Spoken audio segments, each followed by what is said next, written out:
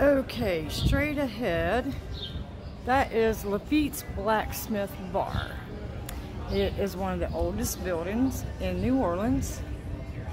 It survived the fire and is now used as a bar and considered as using as a bar the oldest building used as a bar in America. There's no electricity. It all runs by gas and candles, and we have been in there before, but